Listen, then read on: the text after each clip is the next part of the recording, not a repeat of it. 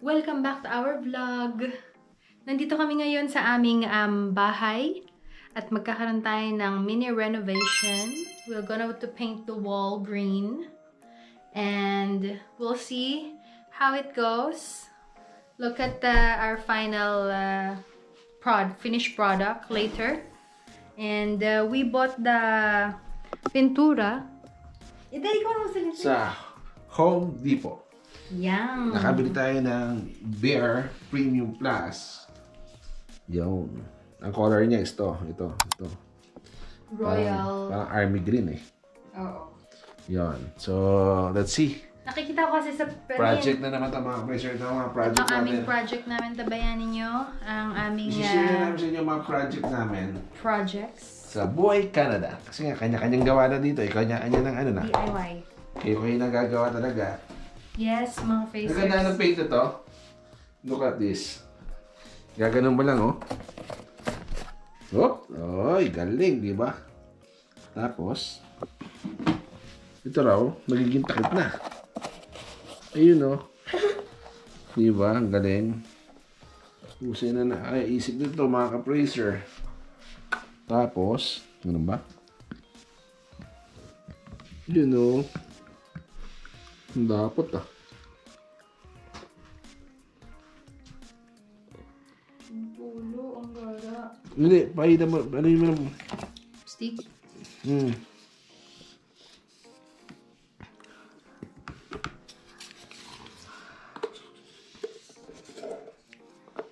Yun lang, problema. Hindi ka tinatong ano.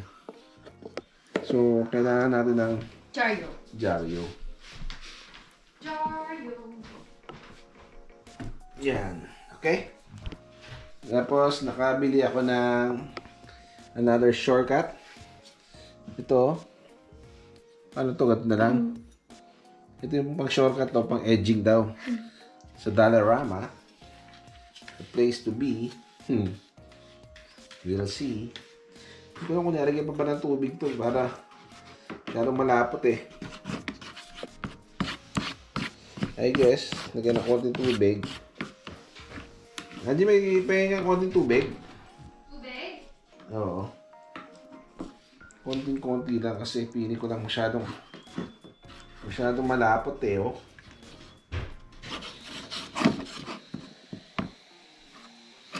Lagyan natin siya ng konting tubig, mga ka-praser.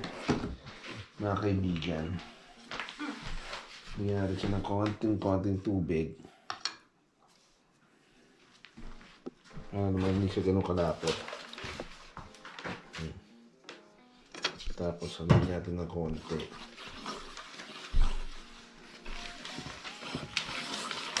Kaya ganun talaga yun. So I guess okay naman. Yan, medyo dumabdaw na. Yun. Ayan. Hindi na mahirap ipahid. Ay! Nagyan ang kamay ko. Ang bayan. Let's see. Paano ba yan? Lulubog.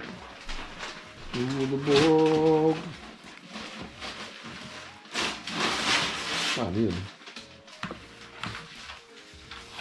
Siguro ganyan. Natin kung okay mga bracer, kundi brucha tayo. Hehe. Brucha din mo.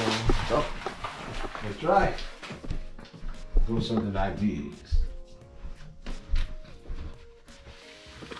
Aba.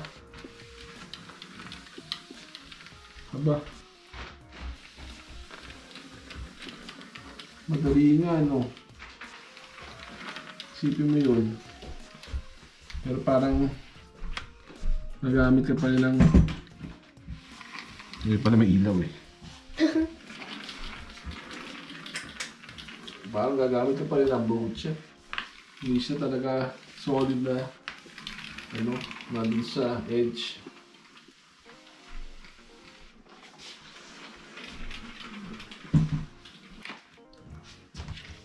Parang Ang ganda. Ang yung gilid, oh. Dapat lagyan mo ng ano eh. Painter tape. Kaya nga eh. Meron din. Parang meron din. Lagyan natin painter tape. Pili ko ito gagamitin dapat tatay. Subukan ko na itong success.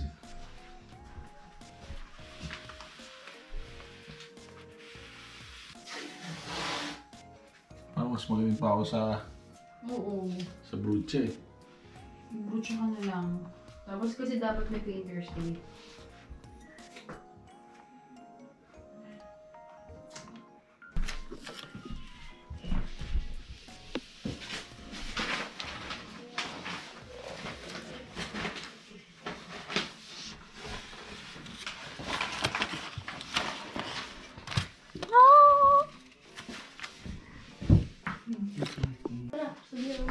Yun, brush na lang mga ka-bracer. Kasi mas magaling pa ako sa brush eh. Mas kontrolado ko yung brush kaysa sa ano. Yun sa edge na yun, hindi pa ako sanay doon. Siguro pang mga professional na yun.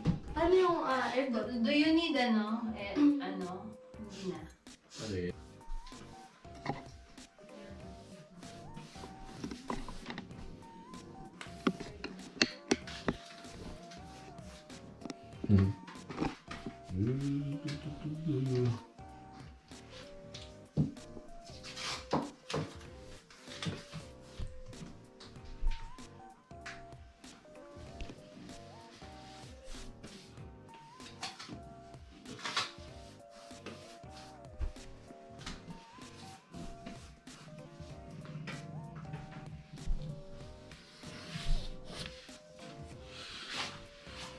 Yow!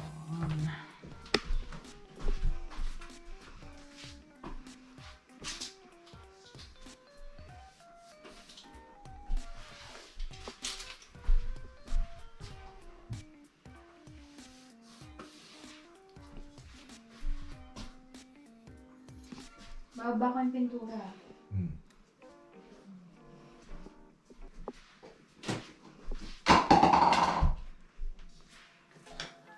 Time-lapse muna! Nang nga mga ka-phrasers, yan, unti-unti namin tong pinipinturahan ng kulay green. Itong side lang na to ang ating gagawin. Siyempre nilalagyan muna namin siya ng scotch tape, yung mga sidings, yung mga trimmings, para hindi na mahirap maglinis ng mga gilid-gilid. So umpisa titignan mo parang ang dark, 'di ba? Pero gusto ko namin kasing matry yung different mood dito sa aming room. So, kapag nakita ko ng green, parang relaxing.